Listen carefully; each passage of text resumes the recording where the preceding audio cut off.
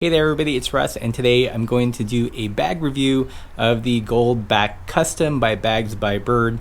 But I thought I would mix it up and show you guys how I would use this bag on the daily. So I'm actually going to film the rest of the review at a local park, and I'm going to show you guys how I would pack all my filming gear in this bag. So let's get at it. All right, so here it is. I'm going to put this camera bag in there. In here is my GH5 and all the audio equipment. It conveniently fits in this bag perfectly, and also adds some protection. There's a drawstring to pull up the skirt around it, and of course the flap. I do have to carry one more thing, and that is this pretty big tripod, and I'll show you how I do it with these style bags. So the first thing you'll notice is that it's got a long flap design. So if you're carrying normal loads, you can just shut it like this, right?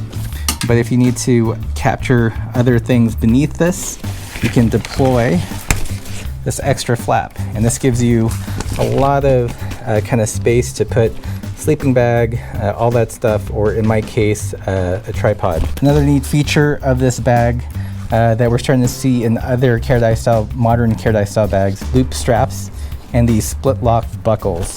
So what that means is you can actually pop these guys off and put them on different parts of the bag, so you always have perfect strap tension. So I'm going to put it here, and bam. All right, now for the tripod. So there is one other strap in here that keeps things nice and tidy. I'm going to actually run this through the tripod legs like so, and instead of a buckle, it's actually got a nice little hook here. Put a little tension on it, and we'll lock the rest of it down with the flap here. So it's looking pretty good. On this setup, I've got it supported by a SimWorks bento rack, just because I don't have enough saddle to tire clearance. But it's loaded up. Let's go to the park.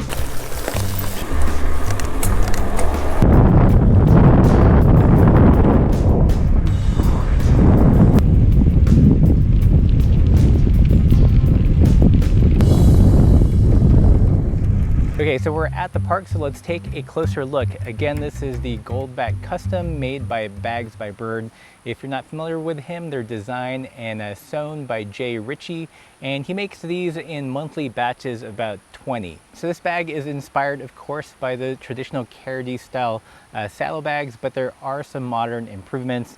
The first one among them is the fabric. It uses this X10 X-Pack, which is really cool. It's got this really rich kind of canvasy feeling. But as you can see here, it's got the water resistance of modern day X-Pack. Bag does have two side pockets. They're shaped a little bit differently than your traditional Carradice.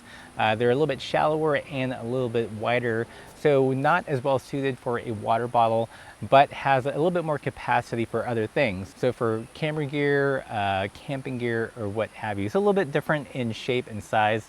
It does close with a single buckle closure, and you'll notice these flaps have a real generous cap to them, so it'll shed water pretty well. So on the top of the bag, we talked a little bit about the long flap ability of this bag, which really makes it awesome if you've got to carry big and bulky things, if your camping gear isn't super light, or if you have to carry awkward things like a tripod. On the inside, it's pretty simple. It's a big kind of cavernous bag. There is a plastic liner to give it some stiffness. There is a drawstring to draw the skirt up around it, and there is one central webbing strap here that you guys saw me use, which is good for tightening up the load in general, and also, as you saw, for securing things under the camper long flap. Another way that this bag differs from a traditional Carradice is the way it attaches. Instead of leather straps or toe straps or webbing or Velcro like we see in other bags, Jay utilizes the very popular belay strap. There is also a third adjustment point near the back, so you can use that if you're not using a rack to secure it to a seat post. In my case, I replaced the provided webbing strap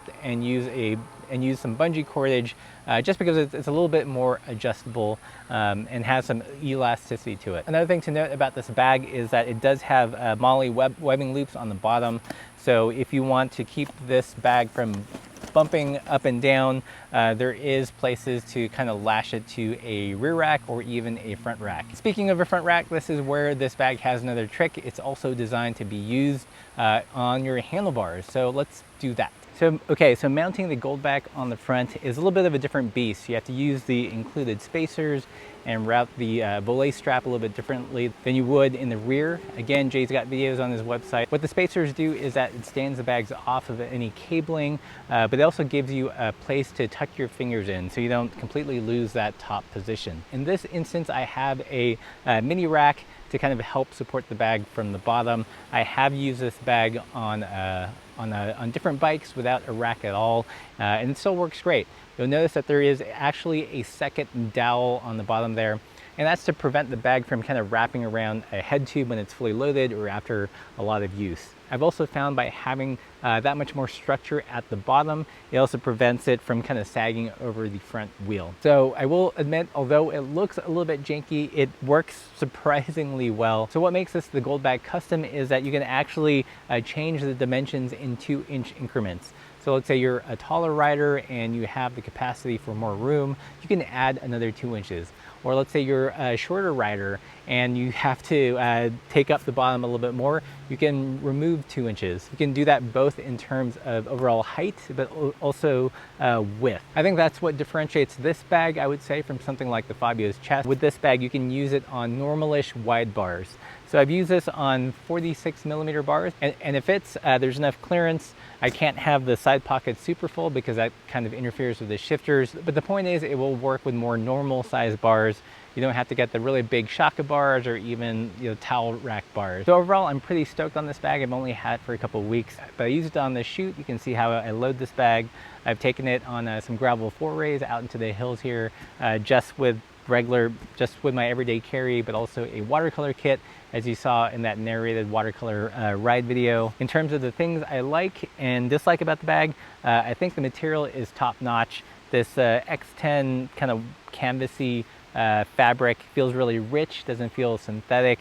It gives you that old school traditional feel, but with some nice modern touches. I love the versatility of the bag, that you can use it both in the front and the rear. I think having the custom option is awesome because as a shorter rider, I always struggle with bags fitting on my small bikes. Usually I don't have enough clearance, but now there is an option. You can really fine tune it so it works for your bike. So those are the likes. What are the dislikes? A big one potentially for some people is the price. These run about $230 and upwards depending on what alterations you make.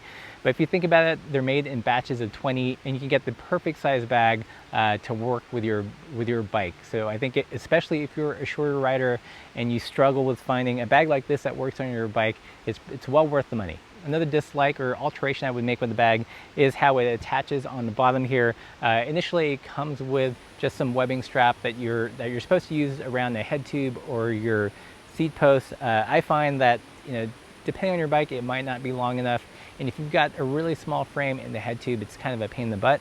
So I replaced my strap basically right away with just some elastic cordage. In talking to Jay, it sounds like he's going to be offering the nano belay strap. So if you don't like that webbing, you've got another option. Another minor alteration that I would make is to make this central strap a little bit longer. I like the added length because if I had it, I would have wrapped this a couple times around the leg of the tripod to really secure it and then cinch it down. Another minor dislike, but it's really just par for course with this style bag, or even bike packing bags in general, is that it is definitely not quick release. There is a little bit of fidgetiness with attaching this bag with the belay straps or toe straps or what have you, but it's just par for course. And really that's about it. I think if you want the style bag and if you want it to fit on your bike, it's cool that you've got an option now. You don't have to just stick with pre-made options. And I've been super impressed. I mean, this is Jay's kind of first product, if you will, and it's beautifully executed. The material is nice. Oh, one thing I forgot to mention is you'll notice the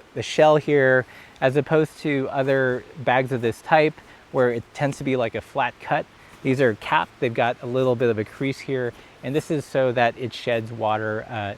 It'll shed rain a little bit better, and it won't direct that stuff into the skirt of the bag. So I'm super stoked on it, but that's what I think. What do you guys think? Let me know your thoughts in the comments below. And if you want to know more about this bag, again, links in the description. And if you have any other questions, feel free to ask. And as always, keep the self side down.